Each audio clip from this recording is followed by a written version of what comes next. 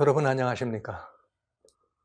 음, 누가 뭐라 그래도 역사를 움직이는 손짓은 여전히 우리가 알든지 모르든지 우리의 모든 것들을 주선하시고 주관하십니다. 그것도 모르면서 이 세상에 드러나는 여러 가지 많은 일들은 자신들의 힘이나 자신들의 권세나 자신들의 어떤 위험으로 이 모든 일을 이뤄가는 줄 알고 생각합니다. 그러나 그렇지 않습니다. 우리는 분명히 이스라엘의 하나님, 온 우주를 주관하시고 주권하시는 하나님은 스스로 숨어 계신 하나님이란 사실을 잘 압니다. 드러나지 않았습니다. 드러내지 않으셨습니다. 그러나 언제나 주님은 우리와 함께 하시고 이 모든 역사를 주관하시는 분임을 저희는 고백할 수밖에 없습니다.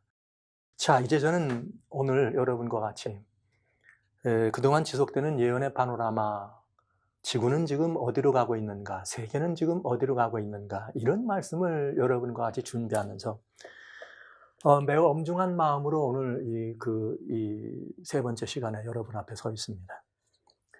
그 이유는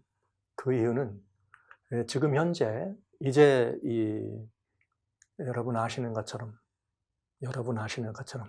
이 말씀이 여러분에게 증거되는 바로 이 시간에, 저 바티칸에서는 세계의 정치, 경제, 종교 지도자들을 모아놓고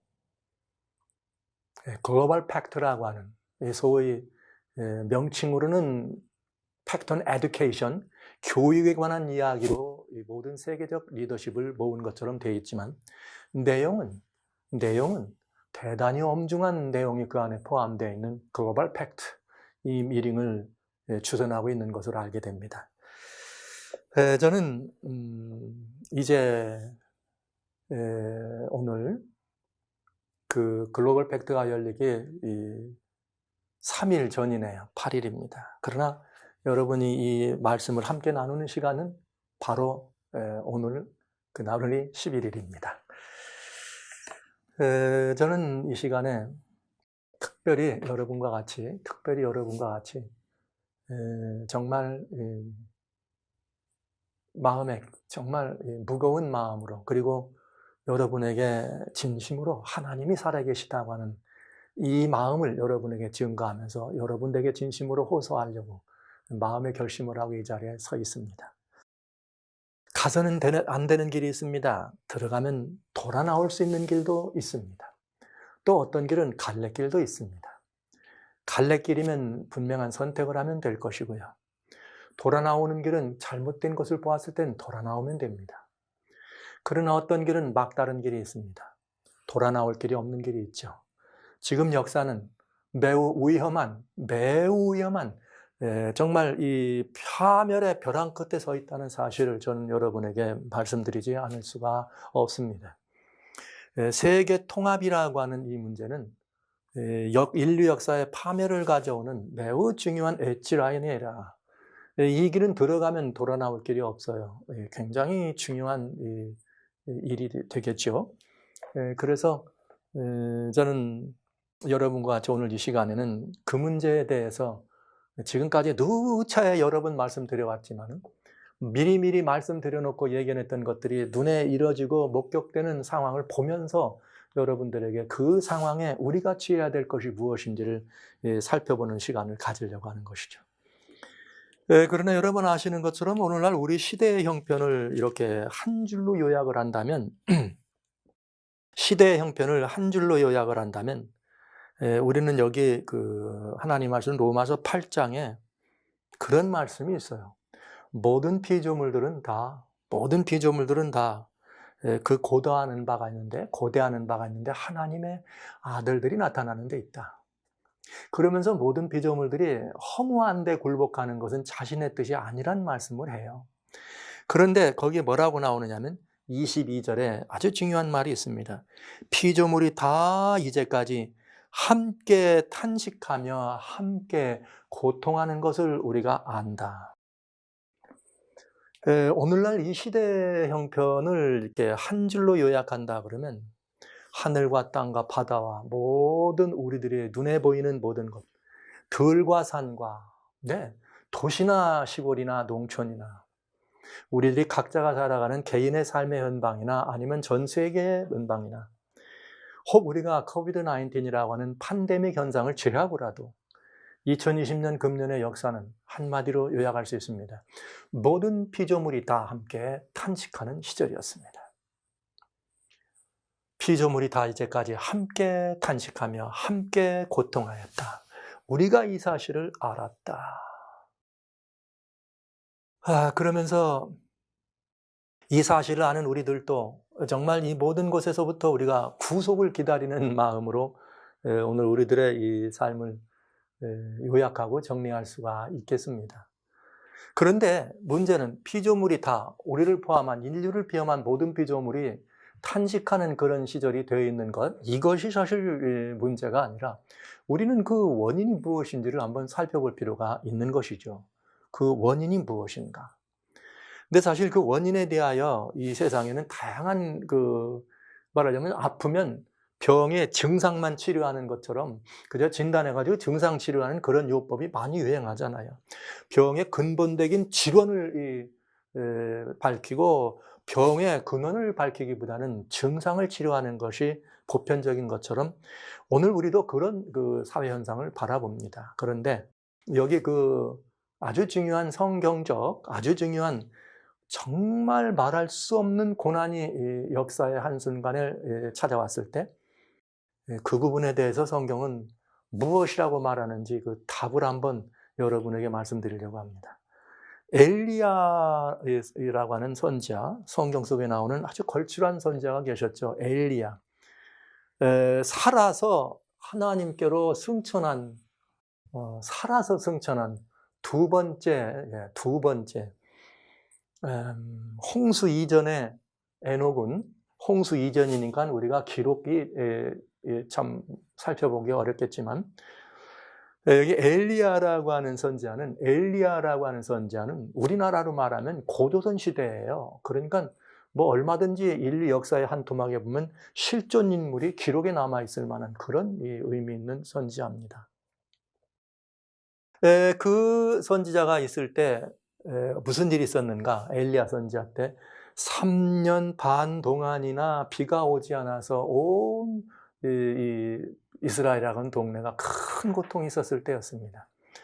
3년 반 고난, 비가 한 방울도 오지 않아가지고 사람들이 정말 극심한 이 가뭄으로 개인적인 갈증만 아니라 생존의 그런 환경이 위협 속에 빠져 있는 그런 상황이 있을 때 3년 반이 지난 다음에 엘리야가 아합이라고 하는 임금 앞에 서게 됩니다.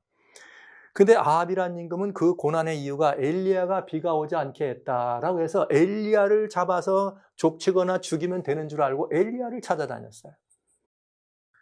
그러다가 이제 드디어 이 3년 반 지난 다음에 엘리야가 아합을 만나러 갑니다. 그래서 가기 전에 오바다라고 하는 한 선지자를 만나서 아합 왕에게 일러라.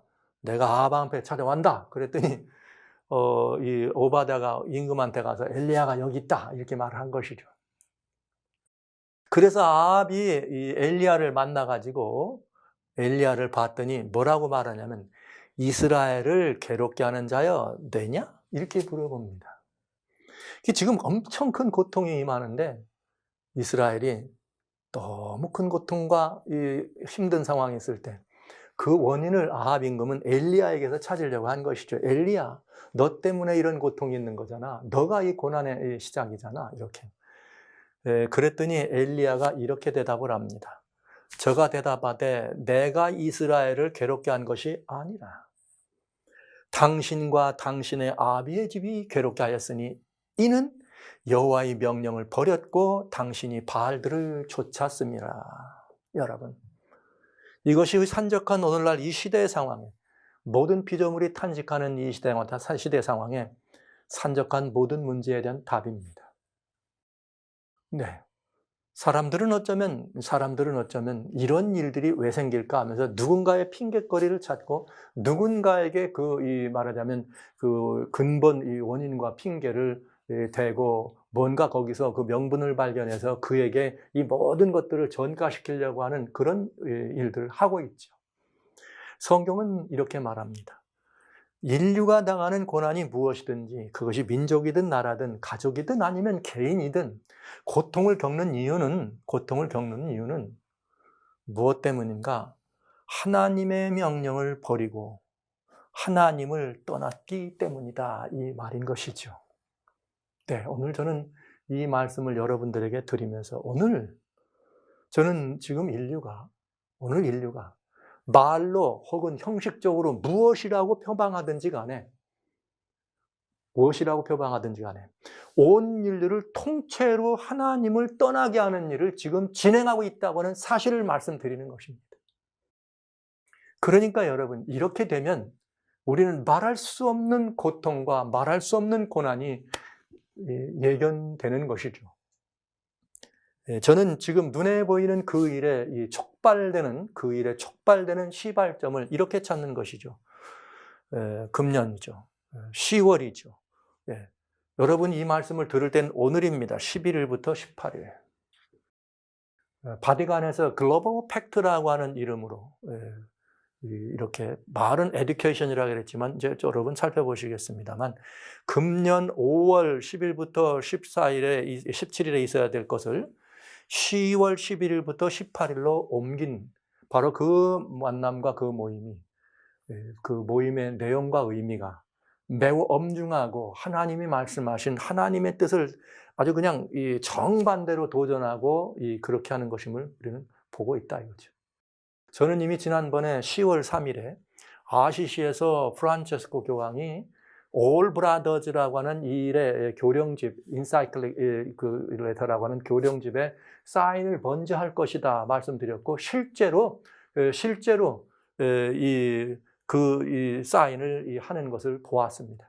거기에 All Brothers라고 하는 말은 다른 말이 아니에요. 거기 뭐 common home 되고 All Brothers는 human planet이요, solidarity요, universalism, 이건 만약 한마디로 다 그냥 통째로 한 통속이다, 하나로 간다, 한 형제다. 내용은 좋은 내용이죠.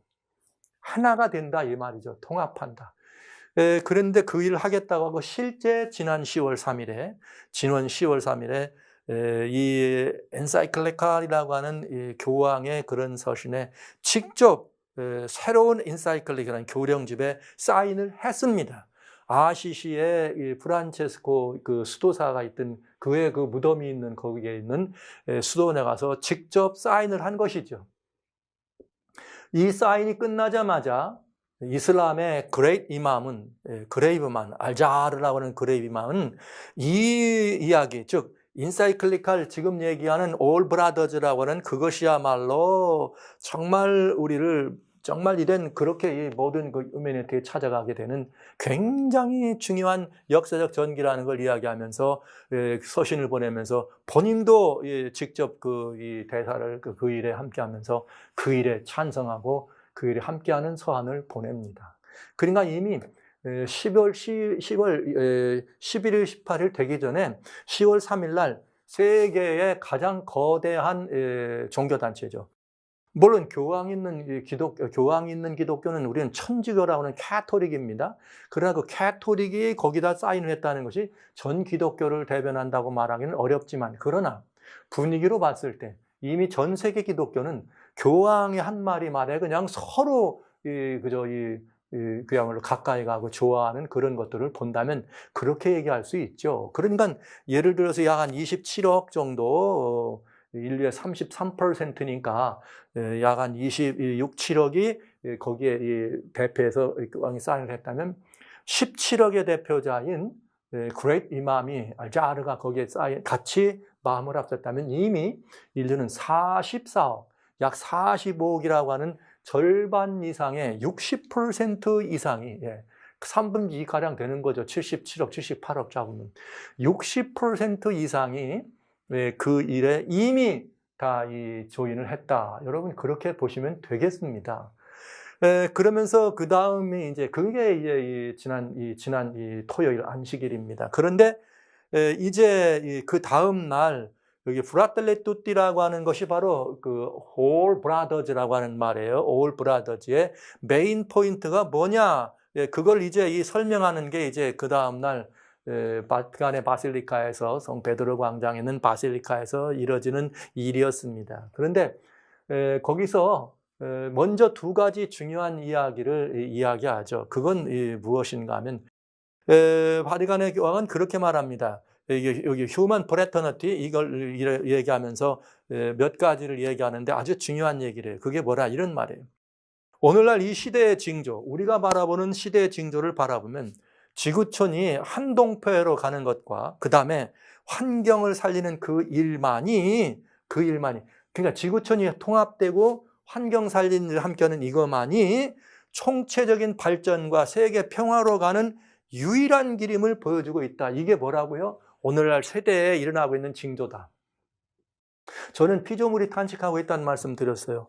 환경이 망가지고 있고 사회적인 이슈, 코로나로 인해서 생겨났던 다양한 사회적인 이슈가 온통 선지간에 불끈불끈한 이런 것들을 바라보는데 이런 모든 것들을 시대의 징조라고 말할 때 이거는 뭐냐? 이건 뭐냐? 지구가 휴먼 플래닛이 하나로 가야 되는 것과 그 다음에 환경을 살리는 그것으로 가는 것만이 온 인류를 위한 평화의 유일한 길이다 이렇게 얘기하는 거죠. 그러면서 그는 또 다른 말을 하나 합니다. 그건 뭐라 했는가? 어느 시대에든지 권력과 권세를 가진 사람들은 있다. 어디에도 그런 일이 있느냐? 교회 하나님의 백성들이라도 혹은 교회 안에도 그런 일이 있다. 그런데 그런 사람들이 무슨 일을 하는가? 자기의 유익을 위해서 일한다 이 말이죠. 자기의 유익을 위해서. 그래서 어느 시대든 권력을 가진 자들 혹은 어떤 권력이든지 또한 교회나 하나님 백성들도 역시 마찬가지로 하나님의 유익이 아니라 자신들의 이익을 위해 일하려는 유혹이 있다 이 말이에요. 그러면서 이건 지금 어떠래도 권위에 관한 이야기입니다. 권위에 관한 이야기. 그러면서 하나님 대신에 자신들의 그런 유익을 구하는 그런 권위인데 이런 일을 보는 것은 어떻게 되는가? 이렇게 돼 있어요. 권위는 봉사를 위한 것이다. 권세는 반드시 모두의 공동의 선을 위하고 복음을 전파하기 위해서 행사되어야 한다. 이렇게 얘기한 거예요. 굉장히 멋있는 말이잖아요. 정말 얼마나 멋진 말입니까? 그러면서 뭐라고 말했냐 이렇게 했어요. 교회 안에서도 이런 권세를 잡은 자들이 자기의 이익을 위하여 그것을 행사하는 것을 보는 것은 두려운 일이다. 자, 그러니까 이건 뭘 말하는 거예요? 기독교 안에 거대한 두 물줄기가 있죠. 천지교와 개신교라고 하는. 이 두 거대한 이 물줄기를 향해서 하는 말입니다. 교회 안에서도 권위 있는 사람들, 권세 잡은 사람들이 하나님의 일을 위하지 않고 자신들의 이걸 위해서 그런 권세나 권위를 사용하는 것은 그걸 보는 일은 두려운 일이다. 하지 말라 이 말이에요. 하지 말라. 교회마다 요즘 난리 아닙니까? 교회마다 뭐 좀 높은 자리에 앉으려고 난리. 그걸 개인의 유익으로 쓰려고 난리치는 거 여러분 잘 아시잖아요. 교회마다. 너는 그렇고 나는 아니라 말할 수 없는 그런 상황을 우리는 보는데 지금 얼마나 멋진 얘기를 합니까? 얼마나 멋진 얘기. 그러나 이제 우리는 이 모든 말들이 겉으로 들어있는 이 말 뒤 안에 있는 굉장히 중요한 의미를 살펴볼 필요가 있는 것이죠. 자, 그러면서 먼저 그걸 얘기한 거예요. 먼저 이제 올 브라더즈 이것밖에는 길이 없다. 인류가 평화로 가는 일은 다 올 브라더즈다. 그래가지고 이 하나님이 만드신 이 천연 환경을 함께 쉐어하자. 이거밖에 없다. 그런데 그렇게 해야 되는데 이거에 대한 반대 세력이 있다. 그게 뭐냐? 교회에도 있다. 그러면서 그거 하나님의 유익이 아니라 개인적인 유익으로 그런 것들을 사용하는 것을 경고한 다음에 프레떨리 뚜띠라고 하는 말은 all brothers라고 하는 말입니다. 이것을 아주 공개적으로 아주 그날 간단하게 요약을 하면서 설명했어요. 근데 이 all brothers라고 하는 말에 이거의 그 전문의 첫 번째는 뭐냐면 이 가르침은 아시시의 소위 성자라고 말하는 프란체스코 수도사의 가르침이라 이 말이에요. 그는 사람만이 아니라 모든 이 우주적인 그런 것까지라도 다 형제여 자매여 했다. 그래서 우리는 다 뭐가 된다 이거예요. 커먼홈이다 이거예요. 지구촌 공동체 유니버설 빌리지입니다. 거기에 뭐 피부색도 문화가 다른 것도 종교도 아무 상관없다. 우리는 다 한 브라더스 앤 시스터라 이 말이에요. 그거를 본인이 어떻게 한다는 거예요. 여기서 이번에 이뤄가겠다 이 말입니다. 그리고 이것이 뭐냐? 캐토릭의 이런 그 모든 것에 대한 가르침이다 하면서 이야기가 된 거죠. 그 모든 가르침이 들어있는 책이 바로 이 책입니다. 여기 라우다토 시라고 하는 이 말인데 이거는 우리의 커먼홈을 돌보는 길. 근데 여기 커먼홈이란 말은 지구라고 하는 환경만이 아니라 모든 인생들이 다 포함된 거죠. 커먼홈이니까 all brothers란 말을 쓸 수가 있는 것입니다. 근데 사실 이 얘기는 지난 2015년 70자 유엔 총회에서 연설을 했잖아요. 연설하면서 Sustainable Development Agenda라고 하는 연설을 하고 그때 반기문 유엔 사무총장이 함께 있을 때 거기서 굉장히 중요한 연설을 했죠. 그게 바로 여기에 나와 있는 이 내용을 연설한 것입니다. 요약해서. 그래서 5주년 기념식을 하는데 금년이 5주년 기념식이에요. 2015년 했으니까 16, 17, 18, 19, 20 맞잖아요. 굉장히 중요한 일 아닙니까? 그러면서 5주년 기념식 때는 그 일을 이루기 위해서 바로 이 가르침을 요약한 게 바로 New Encyclical Letter라고 하는 교령집입니다. 거기를 가서 이번에 사인을 하게 된 거죠. 근데 이 내용을 이게 6부작으로 되어 있어요. 6개 6장으로 되어 있는데 그냥 잘 살펴보면 그냥 3가지로 요약할 수 있어요. 3가지로. 그 요약이 뭐냐면은 Ecology, Economy, Equality. 그러니까 이게 무슨 문제냐면 환경, 지금 망가진 이런 환경, 이거에 대해서 환경이 많이 망가졌다. 그 다음에 우리 살아가는 삶의 빈부의 격차, 빈곤 문제가 심각하다.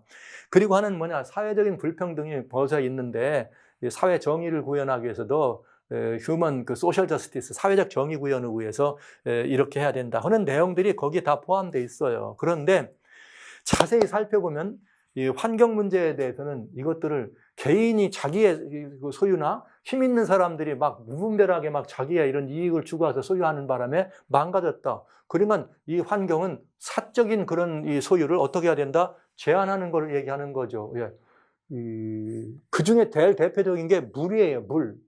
근데 물이라고 하는 말을 얘기하면서 제 첫 장에 아예 물에 관한 이야기가 첫 장에 나옵니다. 이 환경에 대한 이런 얘기를 하면서 여기 Issue of Water라고 하는 1장 2절에 나오는 이야기인데 이런 것들이 이렇게 되는 이유는 개인들이 무분별한 이런 착취와 무분별한 이거다. 그러니까 이걸 막으려면 어떻게 해야 돼요? 개인이 소유하면 안 되겠죠. 이제 그런 이야기들을 중심으로 환경 문제, 뭐 에어 폴루션이나 이런 문제, 그다음에 이런 그 탄소 이런 문제가 다 그런 얘기고. 그다음에 그렇게 하면서 사람들이 자기들의 이익만을 추구하게 해서 빈부의 격차가 더 갈라지고 부가 소수의 특권 계층에게 치중되는 이런 모든 것. 그 부의 집중, 그건 아니다. 그건 하나님께 악이다. 이 모든 것들은 다 여기 환경 주어진 이 모든 이 환경이라는 말을 이제 하나님의 창조물, 피조물이라는 말을 하면서 이 모든 것들은 다 모두에게 고루고루 나눠야 된다. 거기에서 이렇게 이탈되거나 그것을 그렇게 힘으로 이런 모든 하는 것이 바로 사회적 정의가 망가지게 되고 구조적 불평등이 심화되는 길이기 때문에 이런 것들을 다 어떻게 된다? 없애야 된다 이거죠. 없애야 된다. 뭘 통해서? 뭘 통해서? 휴먼 브랜드. 우리는 다 all brother 하나다. 그러니까 우리가 이 커먼홈, 우리 이 모든 것들을 잘 지구촌 공동체를 잘 관리하고 관세해서 같이 쉐어하고 같이 써야 되는 거 아니냐 이 말이 얼마나 멋진 말이에요. 얼마나 멋진 말. 그 말을 아무나 할 수 있는 말 아니죠. 그런데 참 이상해요. 이 말을 프란체스코 교황이 하니까 이렇게 멋지게 들려. 근데 이 말을 다른 말로 바꾸면 무슨 말이냐? 소위 말하는 소셜리즘. 와, 예.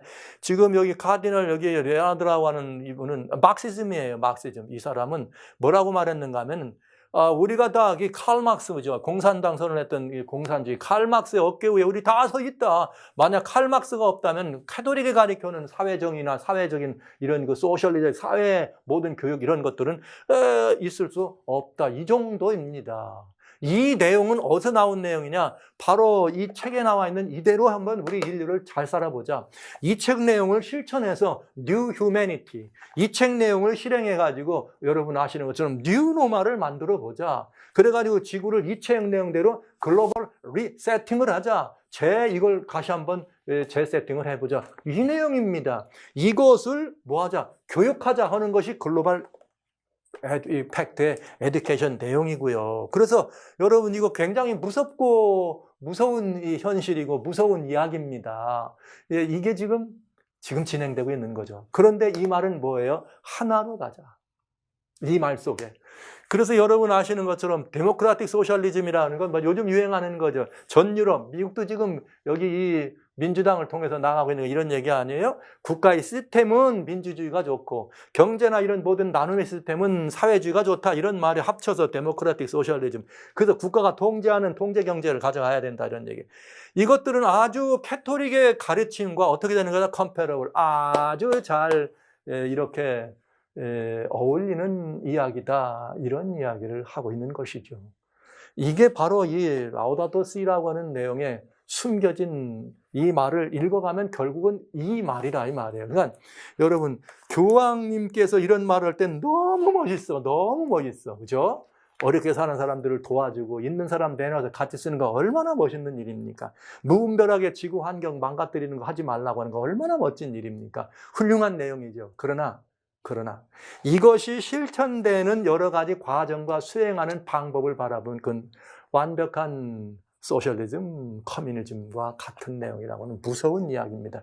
말은 올 브라더즈였지만 그건 토탈리테리안이라고 하는 전체주의 사회를 말하고 있는 것입니다. 두려운 일입니다. 그런데 여기에 보면은 이런 일들이 다 왜냐? 그렇게 되지 않는 것은 다 이게 소셜릭 에이어예요. 사회적 질병이에요. 예. 지금 지구가 부가 그렇게 축적이 되고 환경이 무분별하게 망가지고 이 모든 것들은 한마디로 다 뭐다? 병이다. 병이다. 그런데 이 병을 치료하는 방법이 있다. 그 방법이 뭐냐? 놀랍게도 그게 여기 이렇게 들어 있습니다. 여기 교령에 여기에 237번 여기 교령이 246 패러그래프가 있어요. 246번까지 있는데 그 중에 거의 뒤쪽에 싹 뭐가 들어있느냐? 237번에 무슨 말이 들어있는가? 237 on Sunday라고 하는 말이 들어있습니다. 그러면서 거기에 뭐라고 되어 있나 잘 보세요. 여러분 지금 말씀드렸습니다. 이런 그 사회적 정의가 구현되지 않고 분배 격차가 심하고 환경이 망가진 이런 모든 것들은 이유가 뭐냐? 소셜리 에러다. 사회적 질고고 질병이다. 그런 사람들이 개인의 이것만 욕심만 차리고 자기들 어떤 소수의 집단이나 특권 계층의 이것만을 채우는 이것이야말로 질병이다. 악이다. 코로나 바이러스보다 더 무서운 바이러스다. 이렇게 표현했거든요. 치료받아야 된다. 근데 그 치료받는 비결을 이렇게 얘기합니다. 보시죠. 일요일에 성례전의 예배죠. 그러니까 일요일에 성례전 예배입니다. 유카리스트라고 했기 때문에 모두에게 내가 보편적인 말씀을 이렇게 하기 위해서 제가 성례전이라는 표현을 썼는데 일요일에 예배에 참석하는 것은 아주 특별히 중요한 의미를 가지고 있다. 일요일은 유대인들의 안식일처럼 유대인들의 안식일이 일요일인가요? 하나님의 안식일이죠. 안식일은 유대인들이 갖기 이전부터도 하나님께서 인류를 위하여 주신 법이었습니다. 제가 이 말씀을 안식일을 아시나요? 1부서부터 5부, 6부까지 할 때 이 말씀을 아주 자세히 말씀드렸습니다. 어떤 이 성도님들께서는 그 댓글에 안식일에 대해서 좀 알기를 원하신다. 그래서 제가 말씀을 아직 안 드렸습니다만 안식일을 아시나요? 라고 하는 프로그램을 이미 지난달쯤 제가 올려놨기 때문에 거기를 한번 보시면 자세하게 설명이 되어 있습니다. 그런데 일요일은 유대인의 안식일처럼 하나님과 우리들의 관계, 하나님과 인류, 사람과의 관계, 그 다음에 ourself, 우리 자신과의 하나님과의 관계, 그리고 이웃과의 관계, 그리고 세계와의 관계가 healing, day of healing, 치유되는 날이다. 어느 날이요? 일요일이에요. 옛날에는 무슨 날인데? 유대인이 했던 안식일이었는데. 일요일은 부활의 날이요. 예수님께서 부활한 날이요. 재창조의 첫째 날이다. 일요일은. 재창조의 첫째 날이 일요일이랍니다. 그리고 그 첫 열매는 뭐냐? 바로 예수님이 예수님 부활하실 때 함께 우리도 다 같이 부활했으니까 예수님이 부활하실 때 함께 부활시킨 인류로서 모든 인류가 새롭게 난 날이라 이 말이에요. 인류가. 이 인류로서 모든 것을 새롭게 한다. 하신 하나 서약의 실체이다. 그러니까 일요일은 주님이 부활하심으로 말미암아 우리를 다 거듭나게 하겠다 이렇게 말씀하신 그 약속의 실체다 이 말이에요. 그날은 또한 하나님 안에서 인간의 영원한 안식을 선언하는 날이다. 일요일. 그리고 이 237번의 마지막 그 패러그랩의 뒤에 가면은 이 뒷줄에 뭐라고 놨나. 일요일은 성례전, 예배를 중심으로 안식한 날이다. 이렇게 되어 있네요. 제가 이 말씀을 이렇게 보는 순간 섬뜩했습니다. 이제 완전히 일요일이라고 하는 날은 신앙이나 영적인 그런 표현은 되어 있지만은 실제적으로 모든 인류들에게 아주 엄청난 강요되고 강조되는 날이 될 수밖에 없구나. 왜? 사회적 질병을 치료하는 날이니까요. 분명히 말씀드렸죠. 부가 치중되거나 환경이 망가지거나 여러 그런 사회적 불평등이 일어나는 그런 모든 것들은 사회적 병이다. 그런데 그런 것들을 그렇게 독점하는 것들은 바이러스, 코로나 바이러스보다 더 중하고 힘든 바이러스다. 그러니까 여러분, 이것을 치유하려면 뭐가 필요해요? 일요일에 뭐 해야 돼요? 예배를 통해서 많이 치유가 된다. 이 글로벌 컴팩이라고 하는 말이 뭐냐? 에듀케이션 팩이라고 하는 이 말이 이것으로 사람들을 특별히 젊은이들부터 뭐 하자는 거예요? 교육하자는 것입니다. 이렇게 되면 이제는 성경의 안식일, 성경이 말씀하시고 있는 정말 중요한 하나님의 창조에 근원되는 안식일, 창조의 안식일인 제7일 안식일, 여호와의 안식일은 예수님께서도 부활하셔서 지키셨고 제자들도 부활해서 지키셨고 사도 바울도 지켰고 우리가 하늘에 가서도 지켜야 될 그 안식일은 이제는 영원히 인류 역사의 이 글로벌 팩트라고 하는 여기에서 사라지게 됩니다. 그러니까 저희가 성경적인 안식일을 여러분들에게 이렇게 공식적인 석상에서 말씀드릴 기회가 앞으로 얼마 남지 않았다는 거죠. 두려운 일 아닙니까, 여러분? 이게 지금 오늘 이 시간에 바티칸에서 경영되고 있는 여러 가지 다양한 일들의 맨 마지막에 이루어질 일입니다. 왜냐하면 이 앞 6장이 있는데 그중에 5장까지는 그 사회적 현상들에 대한 얘기 다 이렇지 않냐, 이러면 안 되지 않냐, 그러니 우리 이렇게 하면 안 되지 않냐 이런 얘기가 나오죠. 누구나 다 박수칠 얘기죠. 그러면 어떻게 하면 좋냐, 이런 일을 다 하기 위해서는 해야 된다. 사크라멘트, 성례제입니다. 그런데 일요일이다. 하나님의 말씀, 하나님의 진리가 사람들의 정치 지도자, 종교 지도자, 그것도 경제 지도자, 문화, 교육, 사회 다양한 지도자들의 손에 의해서 온 인류가 all human fraternity, all brothers다. 우리가 남이가 이 말에 다 속아서 홀바닥 넘어가면서 하나님의 진리가 완전히 유린될 수밖에 없는 그런 상황을 우리는 보고 있다는 거죠. 얼마나 무서운 일인가. 그런데 여러분, 그런 현상이 지금 일어나고 있는 거와 또 한 가지 여러분 또 봐야 돼. 이렇게 해서 나가고 있는데 이 일에 자꾸 참여를 꼭 해야 되는데 참여를 안 하려고 하는 사람이 있네. 성경은 이렇게 그 캐톨릭 주관에서 이런 일을 하면은 요한계시록 13장에 보면은 분명히 양같이 올라온 나라 미국이 갑동이 돼야 되는데 이 미국의 대통령 도널드 트럼프 대통령이 이 말을 잘 안 듣네요. 이 말을 잘 안 들어.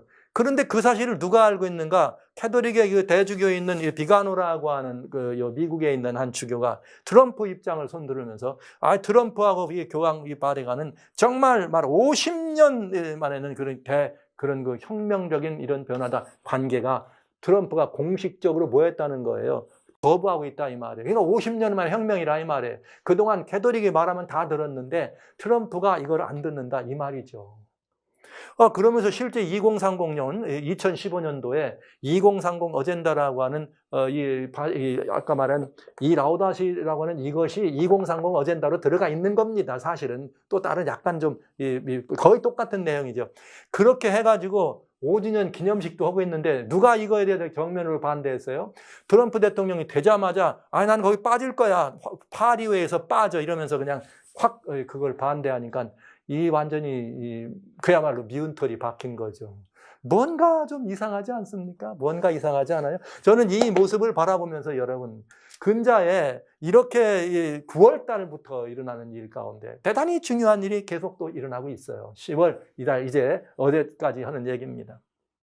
9월 10월에 여러분 아시는 것처럼 이 아랍에미레이트와 바레인이 함께 백악관에 와가지고 이스라엘 총리와 함께 같이 와가지고 중동 평화안에 서명을 합니다.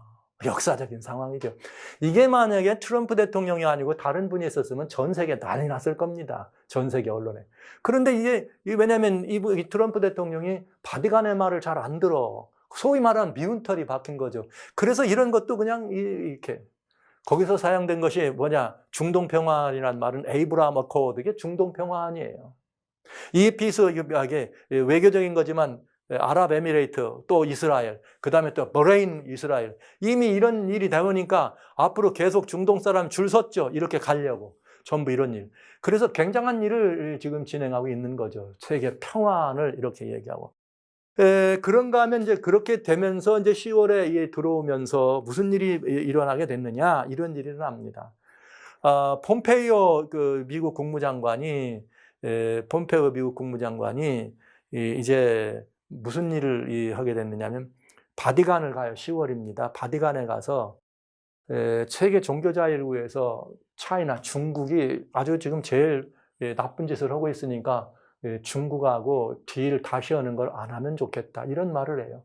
사실은 지금 근래 전 세계 정치는 유럽이나 이런 곳에 점점 중국에 대해서 엔티 차이나 중국을 반대하는 그런 말하자면 움직임들이 점점 여러 나라 통해서 일어나고 있죠. 중국의 일도일로를 육로나 해상로를 통해서 있는 일대일로죠. 이건 일대일로를 이렇게 여기에 은밀한 내막들, 특별히 5G라고 하는 화웨이 이거에 대해서 내막을 알고 거기에 그 물건을 쓰면 전부 막 그냥 나라의 비밀들이 다 빠져나가는 이런 것들을 알게 되면서 이제 코로나 바이러스가 차이나 바이러스라는 사실을 알게 되면서 유럽을 통해서 또 여러 아시아를 통해서 중국 정서의 정부들이 모입니다. 그래가지고 그런 일을 폼페이오 장관이 다니면서 하면서 정말 중국에 대하여 엔티 커뮤니스트 이렇게 모이면서 새로운 동맹들을 맺어가는 차에 어디를 갔나, 이런 차인데 갑자기 그 바티칸에서는 무슨 일을 했느냐? 작년까지 이제 작년 한 2년 된 이 협약이 있어요. 그거 뭐냐면 바티칸하고 중국 사이에 무슨 협약이 있냐? 중국에서 이제 사제들을 임명하면 우리가 인정해주고 막 이러면서 서로 좋은 밀월 관계에 가는 것 같았지만 중국의 종교가 아주 많이 지금 압제받고 있잖아요. 그래서 이미 차이나에서는 이미 그런 바티칸 딜을 그냥 무시하고 밟았습니다. 그렇다 하는 이게 금년 9월 달 얘기예요. 그랬는데도 여전히 바티칸에서는 여기 바티칸에서는 8월이라고 하는 추기경을 중심으로 중국과 여전히 그 계약을 지금 가졌던 그런 협약을 재협상, 말이고 다시 또 이제 유효기간이 2년이었는데 다 연장하려고 하는 시도를 한 거죠. 왜냐?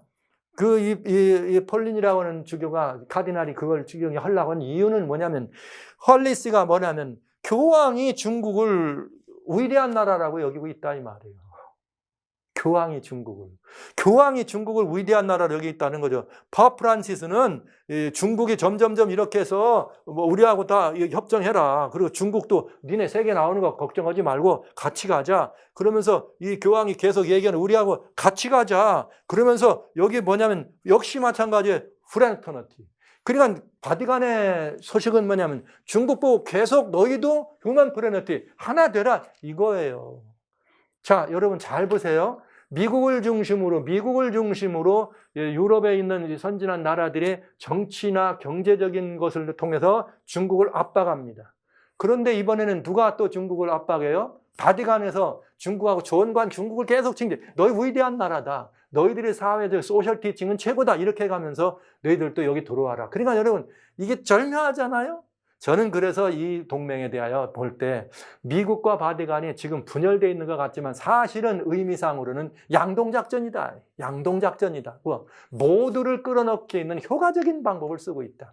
물론 트럼프 미국 대통령이 이제 이번에 어떻게 할지는 굉장히 추이가 주목됩니다만은 이건 굉장히 중요한 이야기인 것입니다. 여기 바티칸은 분명히 뭐라 했는가 하면 우리들 사이에 함께 있는 그런 차이점, 이걸 넘어서 우리는 같은 인류애로 하나 돼야 된다. 이렇게 바티칸은 얘기하고 있는 것이죠. 그래서 이번에 이 폼페이오가 이 바티칸을 갔는데 거기서 거절받은 거죠. 가서 그 바티칸 교황청 대사도 만났지만은 이 프란치스코 교황은 폼페이오를 직접적인 접견을 하지 않았습니다. 선거에 영향 끼친다고요. 이상하죠? 왜 바티칸에 갔을까요? 왜 갔을까요? 이상하지 않아요? 여러분, 이런 상황에 굉장히 정말 이상한 일이 벌어집니다. 이제 여기 캐톨릭 정서가 있는 이런 그런 사이트에 잔 헨리라고 하는 분이 굉장히 이제 막 그 교회 바티칸의 이런 그야말로 여러 가지 일들을 대변하면서도 아주 다양한 그런 이야기를 하는 분인데, 그가 이렇게 말했어요. 법 프란시스의 이번에 나와 있는 교령은 선거 전에 나온 이유는 트럼프 완전히 이런 소위 말하면 낙선 운동과 같은 거다, 이런 말을 한 거죠. 그게 왜 그런가? 이유가 있습니다. 여기 사람은 뭐라고 말했냐면, 여기 실제 교황이 2015년에 그렇게 유엔에서 얘기하고 오바마 대통령 때 잘 나갔는데 트럼프 대통령이 되면서 딱 그걸 거절하면서 파리에서부터 거절을 하고 멕시코에 담을 쌌잖아요. 담을 쌌는데 그런 때부터 이게 사이가 틀어지기 시작해가지고 굉장히 중요하다. 그러면서 교황은 트럼프를 헤롯 대왕 아시죠? 성경에는 헤롯 대왕에다 비유하면서, 그 이유는 왜냐하면 또 그 다음에 멕시코 장벽 쌓는 거를 베를린 장벽이다, 이렇게 얘기하면서 그야말로 이 트럼프, 반 트럼프 정서를 이어가고 있습니다. 그런데 여기 교황이 이번에 최근에 이런 것들을 내놓는 거는 아주 절묘하게 여기 뭐냐면 타임이 아주 완벽하게 절묘하다. 뭐 하는데 미국의 대통령 선거, 여기에 완전히 직접 영향을 행사하려고 하는 그 의미가 있다는 것. 예외는 없다. 그러니까 틀림없이 절묘한 타임에 트럼프 낙선을 위해서 이번에 그 인사이클리칼 그 사건이 일어났다, 이렇게 보는 것. 이분들이 다 같은 소위 한편에 있는 사람들이라 볼 수 있는 것입니다. 자, 그래서 이게 그런 그 정적인 그런 것들을 가지고 이게 자세히 보면 왜 그러냐, 자세히 보면 왜 그런가, 이거는 뭐냐면 교황은 계속해서 트럼프의 패배를 어떻게 했다? 푸시해 왔다, 이렇게 말해요. 그래서 여러분, 미국 사회에서는 바티칸은 조 바이든과 이런 카말라 해리스를 지원한다, 이런 이야기를 많이 하고 있는 것이죠. 이런 이 부분들을 우리는 보고 있는 것입니다. 여러분, 굉장히 이상하지 않아요? 굉장히 이상하지 않아요? 그렇기 때문에 폼페이오가 이렇게 가가지고 바티칸에 가서 중국하고 그러지 말라, 중국하고 그 리뉴하지 말고 중국 우리가 이렇게 쪼이니까 바티칸 같이 해달라고 할 때 바티칸에서 거절하고 우리는 같이 간다 하고 바티칸에 그 사실을 이렇게 말하자면 함께 이걸 못하고 돌아온 거죠. 그 차에 마침 이 트럼프 대통령이 무슨 사건이 벌어졌나, 코로나 바이러스에 확진이 돼가지고 병원에 들어가는 사건이 벌어졌습니다. 그러나 병원에 여기 들어갔지만은 군병원에 들어가서도 역시 계속 이 사람들과 교통하고 4일 동안 있었는데, 그 교통하는 동안에도 월터 리드라고 하는 군병원입니다. 거기서 있는 동안에 갑자기 무슨 일이냐면 그 병원 주변에 지지자들이 나와가지고 있으니까 그 지지자들한테 내가 말이야 당신들한테 이게 서프라이즈 한번 할 거다. 막 여기까지 와가지고 이렇게 하는데 그냥 말 수 있나? 그래가지고 얘기하면서 방송에다 올리고 방송이 발표도 되기 전에 그냥 나가가지고 먼저 나가서 병원 밖에서 기다리는 이 서포터들을 지원하는 사람들을 이렇게 차를 타고 지나면서 만나는 일이 벌어집니다. 이거 만나는 일을 하고 차로 행진을 했더니 외신부터 뭐 독일에서 영국에서 막 외신까지 동원해가지고 트럼프 무책임하다고 말이지. 코로나 바이러스 걸렸으면 참 잠잠하고 말이야. 침착하게 혼자 격리돼가지고 있어야 되는데 2주 동안 격리돼야 되는데 말이지 자발 없이 나와가지고 돌아다니는 거 웬일이냐. 막 CNN 난리 나고 병원 떠났다고 난리 쳤어요. 차 타고 그렇게 했다. 그러면서 자기 격리해야 되는데 바로 앞자리에는 또 수행원 있지 않았느냐. 어떻게 이럴 수가 있느냐. 이런 난리가 났습니다. 그러면서 백악관 주변에 트럼프 옆에 있던 사람들 다 확진자가 나왔다. 백악관 여기 비서실에 있던 사람도 확진되고 퍼스트레디도 확진되고 거기 여러 지금 그 대변인도 확진되고 막 그러면서 계속 공격을 했습니다. 그런데 참 희한한 일이 벌어졌습니다. 자동차로 행진까지 하는 이런 일을 끝나고 나서 하고 있는데 이제 아직 병원에 딱 들어가 있는 동안에 중국발 뉴스가 뜨네요. 그게 뭐냐면 시진핑 대통령이 이게 뭐냐 차이나 믹스드 메시지 약간 좀 이게 뉘앙스가 이상하죠. 완전히 이렇게 이상한 메시지가 떴어. 그게 무슨 말이냐? 시진핑이가 뭐라 했느냐면은 우리는 이렇게 빨리 나라고, 영부인하고 빨리 나라고 이렇게 전부를 보내고 국민들은 뭐라 했나, 차이나 미디어들은 뭐라 했냐면 이 트럼프가 바이러스를 말이야 아주 우습게 알더니 잘 됐다고 이런 식으로. 우리 시진핑 대통령은 트럼프가 요새 그렇게 깔아뭉개도 말이야 워낙 대국의 대통령이기 때문에 이렇게 위로 전문까지 보냈다. 근데 트럼프는 아주 이번에 잘 걸린 거라고. 그러면서 막 트위터에다 올리기를 대통령하고 영부인은 말이야 이건 막 값을 치르고 있는 거라고. 이번에 이 바이러스 걸린 건 죄값 치르는 거다. 이러면서 아주 조롱하는 그런 일을 하게 됩니다. 그런데 바로 이번에 이제 4일 만에 트럼프 대통령이 나오네요. 나오면서 나는 지금 하나님의 은혜를 입었다. 나 같은 케이스는 하나님의 은혜를 입은 케이스다. 내가 몸은 좀 들어갔을 때 좀 으실으실하고 안 좋았는데 가자마자 아주 의료진들이 정말 굉장히 중요한 이런 이거 하고 나가지고 내가 갑자기 이렇게 다 좋아졌다.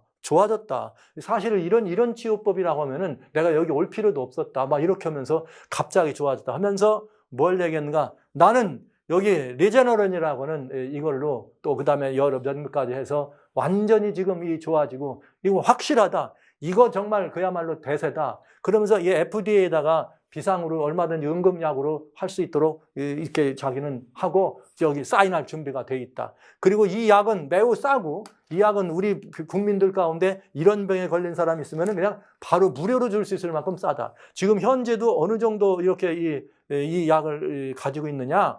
이 약이 지금 현재 5만 명이 먹을 수 있고 곧 한두 달 안에 30만 명이 이 약을 먹을 수 있을 만큼 그냥 무료로 보급하겠다. 군인들을 통해서 보급해 주겠다. 이러면서 코로나 바이러스에 대한 이야기를 하면서 그냥 나오네요. 그걸 했더니 몸이 즉시 좋아졌고 3일 전인데 지금처럼 기분이 너무 좋았다. 그러면서 만약에 여러분이 병원에 입원하고 상태가 안 좋아진다면 나는 여러분이 내가 사용한 그걸 사용해야 된다고 본다.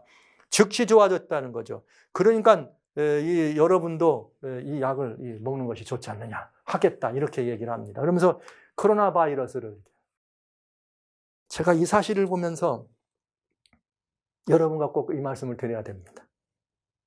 지금 세계는 라우다토시 여기 이 올브라더즈라고 하는 교황의 교령을 지난 2015년부터 시작됐던 이런 그 교황의 교령을 지금 이제 완전히 이루기 위해서 사인을 받고 난리를 쳐요. 트럼프 10월 4일 날, 3일 날 이미 먼저 사인을 하셨지만 사인을 받고 난리를 쳐요. 근데 유일하게 전 세계 정치적인 패권 국가 중인 미국의 대통령이 그 일을 찬성할까 반대할까 아직 모르죠. 만약에 저는 뭘 바라봤냐면 이번 이게 오늘부터 있는 11일부터 18일까지 있는 이 모임에 트럼프 대통령이 갈 거냐 안 갈 거냐 그걸 예시 주의해서 봤어요. 만약 가면 사인을 할 거냐 말 거냐. 근데 지금까지 행적으로 보면 절대 그걸 반대한 사람이잖아요. 안 할 거다. 근데 안 하게 되면 대단히 어려운 일이 벌어진다. 그런데 절묘하게도 코로나 바이러스가 그가 확진되는 바람에 지금은 공식적으로 안 가도 되는 상황이 된 거죠. 여러분 절묘하지 않아요? 참 절묘하지 않습니까? 이제는 공식적으로 거기를 안 가도 되도록 됐다 이 말이에요. 코로나 바이러스가 감염되는 바람에. 그러니까 이제는 이 모임은 사실은 미국이라고 하는 나라가 빠지면 그건 반쪽 모임과 마찬가지예요. 반쪽 모임. 저는 이런 상황을 보면서 미국 대통령이 어떻게 정치적인 이런 어떤 그 행보를 가지고 이 부분을 받아들일까 하는 것이 굉장히 중요한 이슈가 됩니다. 그러니까 이번 주 동안에 트럼프 대통령이 도대체 무슨 말을 하는지, 어떻게 이 반응이 나올지, 전 세계인들은 어떻게 이 일을 마름질지가 굉장히 주시돼요. 그러나 이미 말씀드린 것처럼 여기에 나와 있는 라우다도스라고 하는 여기에 나와 있는 이 가르침, 올 브라더즈라고 하는 여기에 모두가 다 합동돼서 하나로 가는 건 분명합니다. 그리고 여기에 미국이 빠진다고 할지라도 다 사인을 한다면 미국의 민주당은 이제 가만 안 있겠죠. 난리가 나겠죠. 이렇게 되면 과연 어떤 문제가 벌어질지 정말 이 사태에 이목이 집중되고, 여러분 이 일은 대단히 위험한 일이라 하는 것을 여러분에게 말씀드리기를 원하는 것이에요. 왜 그런가? 지금 겉으로 표방된 얘기는 상당히 아름답고 상당히 좋은 얘기 같지만 여러분 성경은 우리들에게 그렇게 말합니다. 하나님의 말씀에 불순종하는 것, 하나님의 명령을 따르지 않는 것이 이 대재앙의 원인이라고 엘리야 선지자는 그렇게 얘기한 것이죠. 3년 반 가뭄 이후에도 그렇게 말한 것입니다. 그런데 지금 라우다도스라고 하는 이 말은, 겉으로 표방되는 말은 너무나 아름다운 말 같지만 이 말은 결국은 하나님의 뜻에 완벽하게 대적하는 일이 됐다. 그리고 하나님의 성서 진리인 237번 보셨죠? 완전히 그것조차도 인간적인 계획과 생각으로 바꾸고 유린되는 것을 보지 않습니까? 그럼 이거는 어마어마한 전 인류가 함께하는 배도가 될 수밖에 없습니다. 여러분 한번 보시죠. 창세기 2장 17절에 하나님께서는 선악을 알게 한 나무 열매를 먹지 말라, 먹으면 죽는다. 그러나 사단은 뭐라 그랬어요? 사단은 인류의 첫 조상을 향해 나와가지고 창세기 3장에 너 아니야, 뱀이 여자에게 이르되 결코 죽지 않는다. 하나님은 죽는다, 사단은 죽지 않는다. 누가 높다는 거예요? 자, 이런 일이 성경에는 무시로 나옵니다. 여러분 아시는 것처럼 이스라엘 백성들이 애굽에서 나와서 가나안 땅에 들어갑니다. 가나안에 들어가는데 가나안의 첫 성이 여리고라고 하는 성이었습니다. 그 여리고라고 하는 성을 말이죠, 유대 백성들이 들어가가지고 대장군 여호수아와 함께 여리고성을 무너뜨린 다음에 제일 첫 번째 일갈이 여호수아 6장 26절, 여호수아가 그때 맹서로 무리를 경계하여 가로되 이 여리고를 누구든지 일어나서 건축하는 자는 여호와 앞에서 저주를 받는다, 죽는다 이 말이죠. 저주 받을 거다. 그 기초를 쌓을 때는 장자를 잃고 문을 세울 때는 계자를 잃으리라 하였더라. 그러면 여러분 여리고성이라는 말은 건축하면 된다 안 된다? 하지 말라 이 말이에요. 그런데 여러분 열왕기상 16장 34절에 무슨 일이 벌어지는가? 그 시대에 베델 사람 히엘이 여리고를 건축하더라. 와우! 대장군 여호수아를 통해서 하나님께서는 건축하지 말라 그랬는데 여기에 베델 사람 히엘이 여리고를 건축했다 이 말은, 이 상황이 이렇게 일어날 때는 약간 별로 오랜 시간이 지나지 않을 때지만은 어떤 일이 벌어졌는가? 터를 쌓을 때는 말씀대로 장자 아비람을 잃고 문을 세울 때는 말자들 수급을 잃었으니 여호수아의 말대로 되었더라. 여러분 분명하잖아요. 하나님의 말씀을 듣지 않고 하나님이 허락하신 계명을, 하나님이 말씀하신 그런 모든 명령을 따르지 않는 인생, 그것이 개인적이면 개인에게, 나라면 그것이 국가에게 거대한 하나님의 저주와 하나님께서 허락하신 패망의 길이 있다는 사실을 우리는 알게 되는 것이죠. 여리고라고 하는 작은 성 이야기입니다. 이번에는 한 나라를 한번 볼까요? 바벨론이라고 하는 나라를 한번 보겠습니다. 예레미야 51장에 예레미야를 통해서 고대 세계 바벨론, 신바벨로니아의 멸망에 대한 이야기를 합니다. 근데 그 멸망에 대한 이야기를 할 때 뭐라고 얘기했는가? 바벨론은 이곳에 대하여, 바벨론입니다. 이곳에 대하여 말씀하시기를 이 땅을 멸하여 사람이나 짐승이 거하지 못하게 하고 영영이 황폐하게 되리라 하리라 하셨나이다 하라. 이 말은 다시는 뭐 되지 않는다? 중건되지 않는다. 그러니까 바벨론이라고 하는 나라, 아까는 여리고라고 하는 성, 바벨론이라고 하는 나라는 완전히 끝장난 거예요. 그래서 뭐라 했는가? 내가 재앙을 내림을 인하여 이같이 침륜하고 다시 일어나지 못하리라. 이렇게 되어 있습니다. 그러니까 바벨론이라고 하는 나라는 재건하라 하지 말아라. 하지 말아라. 그런데 약관한 아이 20여 세에 아버지의 뒤를 이어 임금이 된 알렉산더가 10년 만에 마게도니아에서부터 인더스 강까지를 정복한 알렉산더가 야권에나 이제 드디어 이 30세가 간 넘었을 때 어떻게 되는가? 다시 인도를 갔다가 돌아오면서 자기 친구를 죽이고 돌아와요. 어디로 돌아왔느냐? 바벨론이라고 하는 이 성이 있는 고대 바벨론이 있던 성으로 돌아옵니다. 거기 돌아와 가지고 그는 33살에 죽습니다. 왜 죽느냐? 바벨론에 와가지고 33살에 알렉산더가 죽는 이유가 내가 이 성 바벨론을 뭐 하겠다? 재건하겠다. 바벨론을 중건한다 하다 죽었습니다. 거장이죠. 알렉산더. 플루타크 영웅전의 주인. 그런가 하면 가장 금세기 1991년 걸프만 전쟁 때 이라크의 사담 후세인이 뭐라고 말했느냐? 나는 말이야. 내가 뭐라고 말했는가 하면 스스로를 옛 왕조 시대의 영웅에 비유합니다. 유적을 재건하면 바벨론을 일으킨다. 여러분 호언했습니다.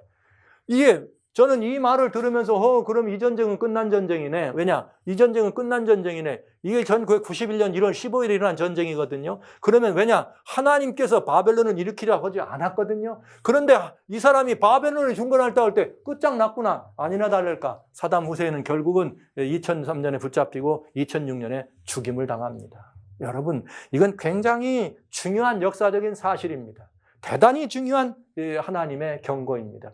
오늘 하나님께서 우리들에게 말씀하실 때, 하나님 우리들에게 말씀하실 때 주님은 그렇게 말씀하신 거죠. 이 역사의 모든 것들, 이런 모든 것들을 상황을 바라보시면서 이런 말씀을 하십니다. 아모스 4장 12절에 내가 이같이 내게 행할 거다. 피조물이 탄식하는 모든 것들을 말한 거예요. 이런 모든 갖은 재난과 재앙들을 말한 거예요. 내가 이같이 행하걸랑 이스라엘아 하나님 만나기를 예비하라. 이 말은 무슨 말이에요? 하나님께로 돌아오라는 말이에요. 돌아오라. 지금 이것처럼 2020년 인류가 겪은 이런 재앙 같은 이런 대재앙이 어디 있습니까?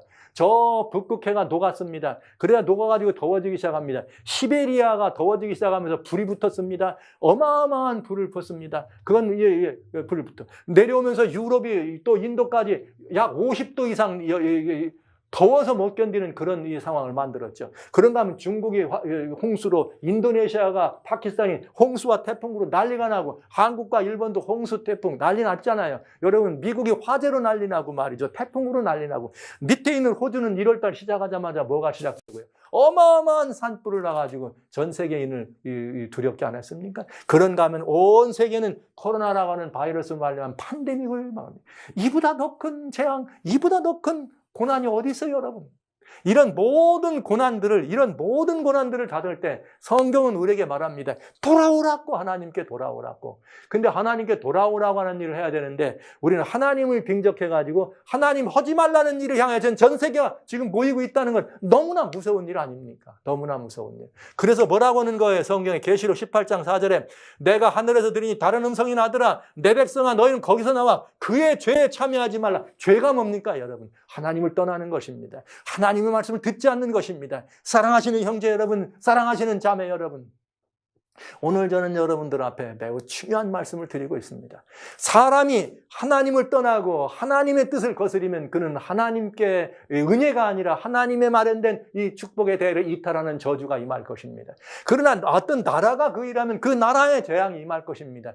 그러나 인류가 그렇게 하나님을 대적하고 하나님을 떠난다면 모든 인류가 재앙 속에 들어가는 것입니다. 그러니 오늘 우리는 어떻게 해야 되겠습니까? 성경은 이렇게 말합니다. 너희는 그의 죄에 참여하지 말라고 다 읽지 않았습니다. 요한계시록 18장 1절로 3절은 제가 하도 많이 여러분한테 읽어드려서 오늘은 읽지도 않았어요. 거기에 뭐가 나옵니까, 여러분? 다 종교적이고 정치적이고 경제적인 사람들이 다 합동돼가지고 말이죠. 진노의 음행의 포도주에 취해서 왕들과 같이 이렇게 음행하고 나라의 상고들과 같이 합동하는 그들을 보고 무너졌도다, 바벨론아. 그러면 거기서 뭐하라? 나와라. 무너지기 전에 나오란 말 아닙니까? 무너지기 전에. 거기에 그것은 뭐라? 죄다. 하나님을 떠나는 일이다. 오늘 계시록 18장 2절로 3절에 나와 있는 이 모든 일이 진노의 포도주로 만국이 취하는 일이 지금 바티칸에서 진행되고 있다 이 말입니다. 여러분 어떻게 하면 좋습니까? 여러분 어떻게 하면 좋습니까? 이 일을 어떻게 하면 좋습니까? 이 일을 어떻게 하면 좋습니까? 우리가 살아있는 그리스도인 맞습니까? 하나님이 살아계심을 믿는 사람들 맞습니까? 맞는다면 여러분 우리가 해야 될 일은 두 가지입니다. 하나는 하지 말라고, 그거 하면 안 된다고 외쳐야 되겠죠. 하나는 하나님의 뜻을 외면한 이 인류를 바라보며 우리가 같이 회개하는 것입니다. 회개란, 인류의 회개란 그들만의 문제가 아닙니다. 지금까지 우리가 진실된 하나님 말씀을 믿지 아니하고 하나님 뜻대로 살아오지 않았던 우리 자신 때문에 생긴 일 아닙니까, 여러분? 제가 오늘 이런 말씀을 드립니다. 그저 이 안에서 예수통신 이름으로 여러분에게 마지막 시대에 대한 이야기, 하나님의 뜻을 회복하는 얘기를 했더니 와우, 저는 안식교회 목사라고 이렇게 돌아다니더군요, 요즘에. 사랑하시는 형제자매 여러분, 성도 여러분, 인류가 지금 긴박한 상황 앞에 있는데 그가 어떤 교회에 소속된 것이 그래 중요합니까? 저는 안식일교회를 사랑하는 목사입니다. 이 교회에서 주님의 이 복음을 증거하는 목사로 안수를 받았습니다. 저는 이 교회를 사랑하는 목사입니다. 그러나 저는 장로교회도 침례교회도 천주교회도 다 사랑하는 목사입니다. 하나님의 백성들 안에 하나님을 믿는 기독교를 사랑하는 사람입니다. 하나님 안에 예수님을 믿음으로 영접한 누구라든지 다 사랑의 대상입니다. 그를 영접하고 예수 그리스도를 믿는 모든 교회는 칭찬받는 교회입니다. 비록 성서적으로 부족하다 할지라도. 그런데 지금 역사의 한 토막장에 모두가 다 이렇게 한 곳으로 흘러가는데 너가 무슨 교회냐, 너는 무슨 교회 따지면서 이렇게 그 교회 때문에 이 말을 듣지 않으시려고 합니까, 여러분? 그러면 여러분도 불법 판사가 된다는 사실을 기억하면서 그건 그의 죄에 참여하지 말라. 여러분, 이것이 오늘날 우리가 반드시 하나님의 백성들이 오늘 이 한 주간 동안에 함께 가슴을 아파하며 하늘을 향하여 회개하며 모여있는 사람들의 마음을 하나님 감동줘서 이건 하나님을 대적하는 일이다. 어느 누군가 엘리야와 같이 일어나서 노! 안 된다고 할 수 있는 이런 일이 벌어지고, 원하기는 하나님께서 혹시라도 인류의 파멸을 막아주시기 위해서 무슨 기상의 이변이든 무슨 무엇이든지 하나님 그래 하셔가지고 그 일 막아주시기를 간절히 소원합니다. 이런 일이 일어나서는 안 됩니다. 일어나서는 안 됩니다. 제가 사실은 오늘은 8일입니다. 그러나 그날 당일날 여러분들 앞에 이 말씀을 드리는 것보다는 미리 말씀을 드려야 될 것 같아서 미리 준비합니다. 여러분, 미국의 대통령이 누가 되느냐 하는 것 물론 중요한 일이죠. 왜? 워낙 세계 강대 제국이니까 역사하고 뭔가 이렇게 영향을 행사할 수 있는 건 분명합니다. 그러나 결국 성경은 미국과 바티칸은 같이 갑니다. 그러나 만약에 그 일 같이 가는 일을 지금 현재 있는 트럼프 대통령이 같이 가는 일에 합동해서 간다면 대통령직 수행하는 건 쉬울 것입니다. 그러나 그는 또 여기에는 반대하고 혹시 다른 나중에 이후에 누가 지금 민주당과 같이 똑같은, 여러분 유럽도 그린 뉴딜이 나왔죠. 벌써 대한민국도 나왔죠. 미국이 작년부터 그린 뉴딜 나왔죠. 이게 바티칸의 라우다토 시예요. 그린 뉴딜이라는 게. 그래서 이것이 만약에 합동된다면 어느샌가 이것 일이 같이 벌어질 것입니다. 그래서 만약에 트럼프 대통령이 지금 이 일을 나는 거기 안 갔으니까 몰라. 그건 난 반대해. 뭐 세계 어떻게 무슨 유니버설리즘, 글로벌리즘 이건 세계의 미래가 아니야. 사회주의야. 그건 아니야. 지금까지 그래 왔으니까요. 미국은 오로지 하나님께만 무릎 꿇는 나라라고 이렇게 호언했으니까요. 저는 그 말이 사실이고 진실이기를 믿습니다. 미국은 하나님께만 무릎 꿇는 나라가 된다면 얼마나 복된 일이 되겠습니까? 그의 고백처럼 이 나라 이 백성이 그래 됐으면 참 좋겠습니다. 그러나 이 나라만이 아닙니다. 전 세계가 하나님께 무릎을 꿇는 나라가 돼야 안 되겠습니까? 사랑하신 성도 여러분, 형제 자매 여러분, 그래서 이 한 주간 동안 저는 여러분 함께 역사의 한 토막을 바라보시면서 하나님의 뜻에 대적하는 것이 아니라 하나님의 뜻에 이루어지는 일들을 인해서 우리가 기도하고 마음을 쓰면서 이 날들을 보내주시기를 간절히 소원합니다. 사랑하시는 성도 여러분, 제발 하나님의 말씀이 대언될 때 너가 누구냐, 네가 무슨 교육을 받았냐, 네 출신이 어디냐, 이거 묻지 마시기 바랍니다. 우리의 출신은 예수 그리스도, 주님과 합동하여 함께 거듭난 사람들입니다. 예수님의 이름으로 함께 거듭난 하나님의 아들입니다. 여러분, 제가 하나님의 아들입니다. 하나님의 아들. 저는 안식일을 섬기는 하나님의 아들입니다. 저는 이 교회를 사랑합니다. 저는 또 다른 많은 교회, 기독교를 사랑합니다. 모든 그리스도인들을 사랑합니다. 그가 어느 교회에 소속되느냐는 중요하지 않습니다. 저는 교파나 교단주의를 배격하는 사람입니다. 오직 그리스도인으로서 하나님께만 충성하는 목사가 되기를 원하는 사람입니다. 그런 성도 여러분, 제가 어느 교회냐를 묻지 마시고 지금 역사가 어떻게 흘러가고 있는지를 여러분 함께 공감하시면서 아파하시면서 인류를 위하여 여러분 망쳐가고 망해가는 벼랑 끝에선 지구촌을 살리는 이 일을 위하여 함께 회개하고 기도하셔야 되지 않겠습니까? 여러분 모두에게 그 길에 함께 참여하시기를 주님의 이름으로 간절히 호소합니다. 간절히 호소합니다.